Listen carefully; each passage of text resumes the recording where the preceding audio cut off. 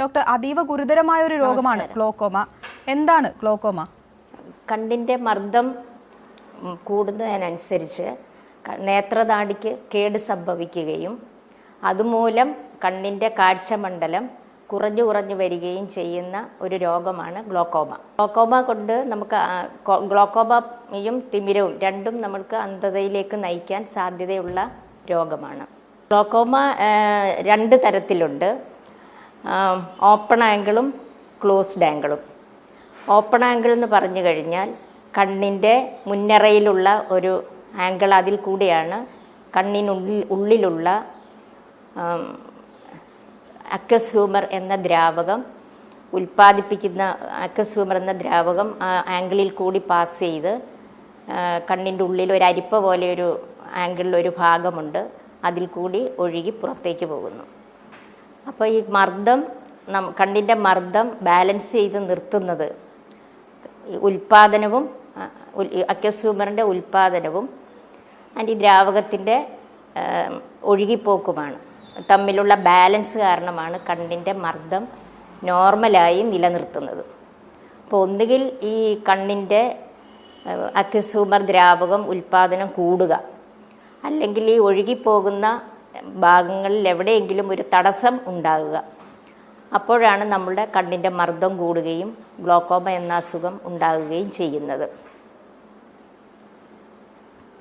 അപ്പോൾ ഈ അരിപ്പ പോലെയുള്ള ഭാഗത്തിന് നമ്മൾ ട്രബിക്കുലാർ മെഷ് വർക്ക് എന്ന് പറയുന്നു.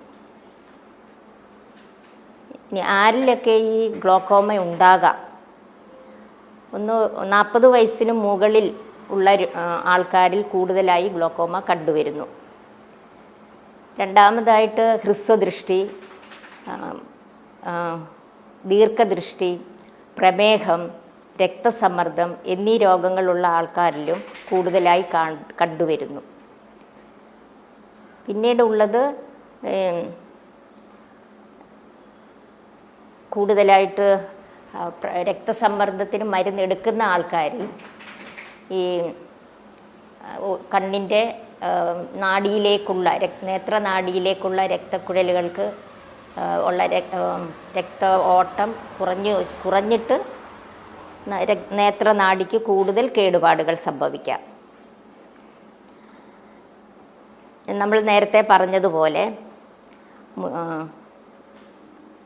പിന്നെ പാരമ്പര്യമായിട്ട് ഒരു കുടുംബത്തിൽ ഒരാൾക്ക് ഗ്ലോക്കോമ ഉണ്ടെങ്കിൽ ആ കുടുംബത്തിലെ എല്ലാ രോഗികളെയും നമ്മൾ സ്ക്രീൻ ചെയ്ത് ഗ്ലോക്കോമ ഉണ്ടോ ഇല്ലയോ എന്ന് നിർണ്ണയിക്കണം. അപ്പോൾ അത് മെയിനായിട്ട് നമ്മൾ ഗ്ലോക്കോമ ഉണ്ടോ ഇല്ലയോ എന്ന് തീരുമാനിക്കുന്നത്, ഒന്ന് കണ്ണിൻ്റെ മർദ്ദം നോക്കുക, രണ്ടാമതായിട്ട് കണ്ണിൻ്റെ നേത്രനാഡി നോക്കുക, പരിശോധിക്കുക. ഇത് രണ്ടും സിമ്പിളായിട്ടുള്ള 2 ടെസ്റ്റുകളാണ്. ഈ 2 ടെസ്റ്റ് വഴി നമുക്ക് മനസ്സിലാക്കാം ഈ രോഗിക്ക് ഗ്ലോക്കോമ വരാൻ സാധ്യതയുണ്ടോ അല്ലെങ്കിൽ ഗ്ലോക്കോമ ഉണ്ടോ. ഈ ഗ്ലോക്കോമ വരാൻ സാധ്യതയുള്ള ആൾക്കാരെ നമ്മൾ ഗ്ലോക്കോമ സസ്പെക്റ്റ് എന്ന് പറയുന്നു. അപ്പോൾ ഗ്ലോക്കോമ സസ്പെക്റ്റ് നമ്മൾ ഡയഗ്നോസ് ചെയ്ത് കഴിഞ്ഞാൽ ഈ രോഗികൾക്ക് വേറെ പരിശോധനകൾ നടത്തി ഒന്നുകിൽ ഗ്ലോക്കോമ ഉണ്ടെന്ന് സ്ഥിരീകരിക്കുക, അല്ലെങ്കിൽ ഗ്ലോക്കോമ ഇല്ല എന്ന് സ്ഥിരീകരിക്കുക.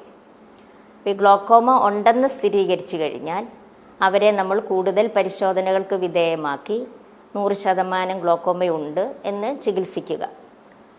ഗ്ലോക്കോമ സസ്പെക്റ്റ് എന്ന് നേരത്തെ പറഞ്ഞല്ലോ, അതായത് ഈ കൂട്ടം ആൾക്കാരിൽ ഗ്ലോക്കോമ ഭാവിയിൽ വരാൻ സാധ്യതയുണ്ട്. അപ്പോൾ ആ രോഗികൾക്കും വിശദമായ പരിശോധനകൾ നടത്തി ഗ്ലോക്കോമ ഇല്ല എന്ന് ഉറപ്പുവരുത്തുക, ഉണ്ടെങ്കിൽ ചികിത്സ നടത്തുക. ഉറപ്പുവരുത്തിയതിന് ശേഷം ഈ രോഗികളെ വേറെ ടെസ്റ്റുകളും കൂടെ ചെയ്തിട്ട് ക്രമമായി തുടർച്ചയായി നമ്മൾ ഫോളോ അപ്പ് ചെയ്തിരിക്കണം. 6 മാസത്തിലൊരിക്കലോ 1 വർഷത്തിലൊരിക്കലോ നമ്മളവരെ ക്രമമായി തുടർ പരിശോധനകൾ നടത്തി ഗ്ലോക്കോമ ഇല്ല എന്ന് സ്ഥിരീകരിച്ചിരിക്കണം. പിന്നെ കണ്ണിന് നേരത്തെ ഒരു പരിക്ക് പറ്റി എന്ന് വിചാരിക്കുക. ഈ രോഗികളിലും ഗ്ലോക്കോമ വരാനുള്ള സാധ്യതയുണ്ട്. അത് കാരണം ഈ രോഗികളെയും നമ്മൾ കൃത്യമായി ഫോളോ അപ്പ് ചെയ്യണം.